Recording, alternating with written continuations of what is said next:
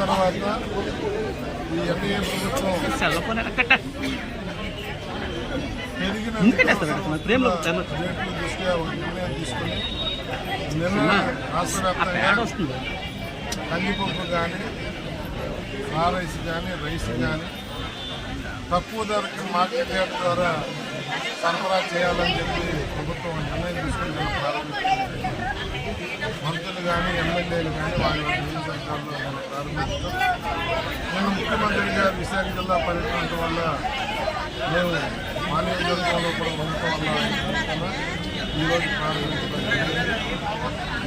మరి కందిపప్పు కేజీ 120 రూపాయలకి, రైస్ 48 రూపాయలు, మామూలు రైస్ 49 రూపాయలు కేజీకి ఇవ్వటం. ఎవరైతే పేదవాళ్ళు ఉన్నారో, మధ్యతరగతి వాళ్ళు ఉన్నారో వాళ్ళకి కనీసం కందిపప్పు మీద 20 రూపాయలు, రైస్ మీద 10-15 రూపాయలు మార్జిన్ ఉండే విధంగా ప్రభుత్వం నిర్ణయం తీసుకోవడం, నాణ్యమైన తూకంలో తప్పులు లేకుండా నాణ్యమైన రైస్ కందిపప్పు ఇచ్చి ప్రజలను ఆదుకోవాలని చెప్పి ముఖ్యమంత్రి చంద్రబాబు నాయుడు గారు తీసుకున్న ఈ మంచి నిర్ణయానికి ధన్యవాదాలు తెలియజేస్తూ ప్రజలందరూ కూడా ఈ అవకాశాన్ని సద్వినియోగం చేసుకోమని చెప్పి మార్కెట్ యార్డ్ ద్వారా చేస్తున్న ఈ సరఫరాని సద్వినియోగం చేసుకోమని చెప్పి పిలుపునిస్తాం. మరొక విషయం,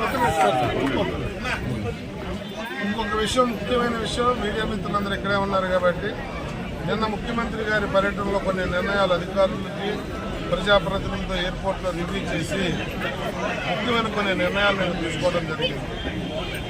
కొత్త కలెక్టర్ గారికి, కొత్త కమిషనర్లకు అందరికీ కూడా నేను ఆదేశాలు ఇవ్వడం జరిగింది. ముఖ్యమంత్రి గారు పంచగ్రామాల సమస్య ఇమ్మీడియట్గా పరిష్కరించే దిశగా ఒక ఎజెండా తయారు చేసుకుని ఆయన దగ్గరికి రమ్మంటం జరిగింది. ప్రజాప్రతినిధుల్ని, అధికారుల్ని, అలాగే తరలింపు మీద కూడా ఒక నిర్ణయం తీసుకున్నాం.